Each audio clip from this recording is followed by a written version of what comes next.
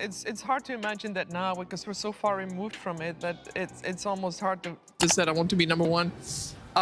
Little did I know that I would, Star Alex Eala takes center stage at the BNP Paribas Tennis Paradise in Indian Wells. And of course, Filipino fans turn out in full force to cheer her on. Martina Navratilova in shock as ticket prices hit $1,127 for Alex Eala's match at Indian Wells. Coco Gauff retired at 6-2, 2-0, and the California desert exploded. But that's not even the most extraordinary development from Alex Eala's week at Indian Wells. 48 hours earlier, Stadium 1 session tickets were exchanging hands on the secondary market at figures that stopped seasoned tennis insiders cold. 100%. I think sports has always been on the front of social change and social progress. If Eala, can keep doing well with her tennis, who knows? The sky's the limit on the court, off the court. Is she the biggest draw in women's tennis right now in the world? And then we have a big challenger after this in Martina Navratilova in shock as ticket prices hit $1,127 for Alex Eala's match at Indian Wells. And here's why that headline carries more weight than a casual scroll past it suggests. Navratilova, just days before the tournament, publicly identified Eala's serve as her most urgent technical limitation. She needs a bigger serve and bigger kick, the 18-time Grand Slam champion told the WTA. Yet the resale market didn't consult Navratilova's scouting report. A player ranked 32nd globally, whose practice sessions left Alexander Zverev and Taylor Fritz performing to near-empty bleachers right next door, generated commercial demand that defied every conventional metric Navratilova's tennis generation used to measure a player's worth. 19-year-old lefty Alex Eala from the Philippines could be the next big thing in pro tennis. This is the goal My goal is to be able to integrate myself into the WTA circuit more and to be able to handle myself better on the court.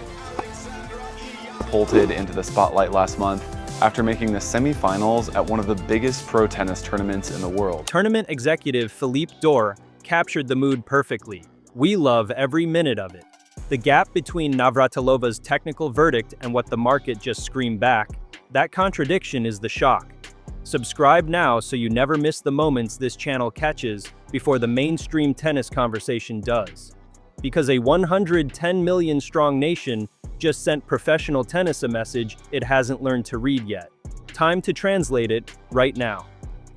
On Friday, March 6th, Alexandra Eala walked onto court 3 at the Indian Wells Tennis Garden for her round of 64 debut at the BNP Paribas Open. She was ranked 32nd in the world. Her opponent, Diana Yastremska, was ranked 52nd and was no pushover, a former Grand Slam semi-finalist with genuine hard-court pedigree. What followed was 2 hours and 43 minutes of tennis that ran until near midnight in a desert that had turned genuinely cold. Eala went down 4-5 in the third set, stared at elimination, then broke Yastremska back, won 3 consecutive games, and closed it out 7-5, 4-6, 7-5. Lovely respect between the two, but it's Alex Eala who thrives in these matches. She thrives in these kinds of atmospheres, and she's done it again. Yastremska had 15 double faults on the night. The final point came off a Yastremska forehand that sailed long, and the crowd that had refused to leave despite the cold and the hour erupted. It was the longest match of the day at the entire tournament. Not the longest women's match, the longest match, men's or women's, across every court at Indian Wells that Friday. We've seen it stay this late to see a player play, so what does it mean to have this following, especially at this time of night, especially with it being cold and being the last match?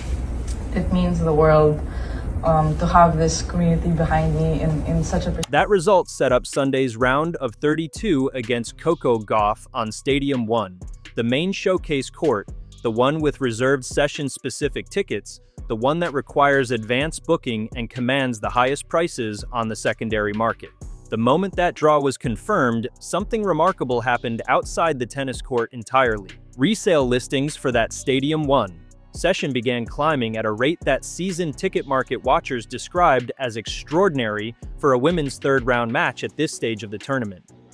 The $1,127 figure that started circulating on social media reflected the upper end of what desperate buyers were reportedly paying to guarantee a seat for a match involving the 31st or 32nd ranked player in the world. Then Sunday arrived. Gauff called for a medical timeout on her left arm during the first set. She returned. Eala continued pressing, moving to 6-2, 2-0 in the second set before Gauff approached the net, looked at Eala directly and said, "I'm sorry, I hate to do this." It was only the second time in Gauff's entire career that she had failed to finish a match. Eala told the Stadium One crowd, "I really didn't want to win this way, but this is still a big moment for me to play on Stadium One of Indian Wells against such a great competitor." This was definitely one of the bigger Filipino turnouts. Also, New York was huge. It was tough because it also depends what court you're on, that you feel the noise and things. All the emotions are coming because the tension was so high, especially during that second set. She's a great opponent, obviously being top 10 and a former champion here, so to be able to compete with her at this level is a great achievement for me. With that result, Eala became the first Filipino player in history to reach the round of 16 at Indian Wells. Here's where the conversation gets genuinely interesting for anyone who follows the analytical side of this sport closely. Martina Navratilova spoke to the WTA in the days leading into this tournament. She was asked specifically about Eala. Her response was characteristically precise. "She's crafty, she's a good lefty, she uses her variety nicely. I think where she can improve the most is her serve or make it pay off more. She needs a bigger serve and bigger kick. She's got the slice down pat, just believe and hold her ground. She is slight of build, so it's harder for her to absorb all that pace." Read that assessment carefully. Navratilova, the greatest left-handed player women's tennis has ever produced, is essentially telling the WTA audience that Eala has a ceiling. The serve is the weakness. The physical frame creates a limitation. The variety is good, the slice is excellent. But the weapon that separates elite players from very good players hasn't arrived yet. That is a measured, expert, entirely defensible technical critique from someone who spent 18 Grand Slam titles learning exactly what it takes to win at the highest level. Filipina tennis ace Alex Eala has officially broken into the WTA top 40. Alex Eala is set to compete in the singles and doubles events. With energy like that, you don't get tired, so it was good. And Alex, so good to have you out here for the first time. How special was that? Having too much crowd on this or any other tennis tournament is a very good problem to have. Now hold that assessment next to what the secondary ticket market said about Eala's match value just days later. The market disagreed with Navratilova's ceiling, loudly, at $1,127 per seat loudly. That is the shock, not a moment of visible surprise from Navratilova captured on camera, but the far more significant disconnect between what expert tennis analysis says a player at ranking 32 with serve deficiencies is worth commercially, and what a mobilized, passionate, historically unprecedented fanbase was actually willing to pay to be in the same building as her. Navratilova has watched this sport evolve across 5 decades. She has seen talent at every level. What she hasn't seen, what nobody in professional tennis has seen at this speed, at this scale, from a player at this ranking, is the specific phenomenon that Alex Eala has generated. The serve critique is valid, the ranking trajectory doesn't dispute it, but the market doesn't care about double fault percentages or kick serve metrics. The market cares about meaning, about identity, about what it feels like to watch someone carry your country's flag on a court that previously had no idea your country existed in tennis terms. Hi, I'm Alex Eala. First is I don't know how to ride a bike. Second, I love watching. Super happy with the game, how I played. I think she was a tough opponent, and tough conditions out there, very hot, but I'm just very happy with the win. It's Alex Eala here. I just wanted to thank you all so much for the support. The atmosphere these past few days have been completely amazing. That gap between Navratilova's technical verdict and the market's emotional response is where the real story of this Indian Wells week lives. Understanding the ticket price phenomenon requires understanding the infrastructure behind it. There are approximately 1.7 million Filipinos living in California. Across the entire global diaspora, the figure exceeds 10 million people outside the Philippines itself. For decades, that community's sporting identity was anchored almost entirely to one man, Manny Pacquiao. Filipino sports journalist TJ Manotok, who has covered this phenomenon from its early stages, put it plainly to front office sports. The country has been hungry for the next Manny Pacquiao. When he was at his peak, life stopped. When there's a fight, nothing's on the road, everyone's watching. Pacquiao retired. The void he left wasn't just athletic, it was cultural and communal. A nation of over 110 million people, with a diaspora spread across every major city on Earth, lost its collective appointment with greatness. Then Alexandra Eala won 3 matches against former Grand Slam champions at the 2025 Miami Open, beating Jelena Ostapenko, Madison Keys, and Iga Swiatek, and reached the semifinals as a wildcard ranked outside the top 100. That was the ignition point. From that moment forward, wherever Eala played, Filipinos followed. At her first Australian Open in January 2026, fans were forced to stand during her first-round match because the tournament had assigned her to a court too small for the crowd that arrived. A month later, in Dubai, she sold out every session across a quarterfinal run. The tournament's center court, which Coco Gauff had played at for years without ever generating that kind of attendance pressure, was full for Eala's matches in ways Gauff herself publicly acknowledged. You were mostly supporting Alex, but I have to say it is great to be on a crowded court. I've played this tournament for many years, and to see the stadium full, it means a lot. And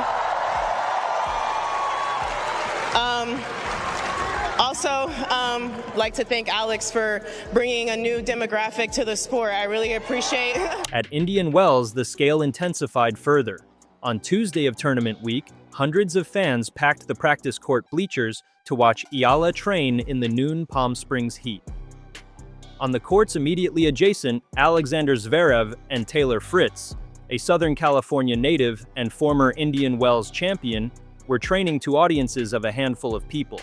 That contrast wasn't symbolic, it was a data point, a measurable, visible demonstration that Eala's commercial gravity had outpaced players ranked dozens of positions above her. Another wonderful win for Alexandra Eala. Listen to that noise. Thank you, Jasmine, she says. Alexandra Eala finds a way and another huge win.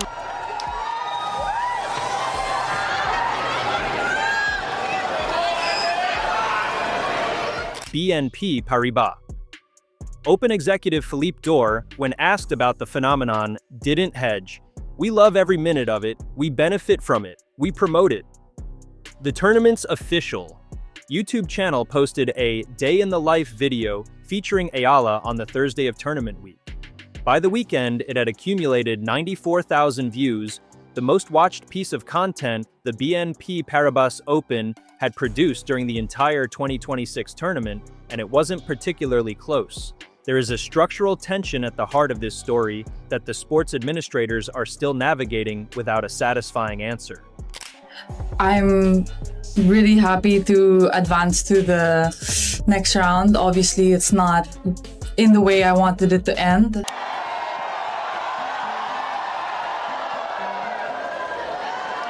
I do my best. I do what I can, and just if I see an opening, I think it's important. General admission courts at Indian Wells, the outer stadiums where early round matches are typically scheduled for unseeded or lower-ranked players, work on a first-come, first-served basis.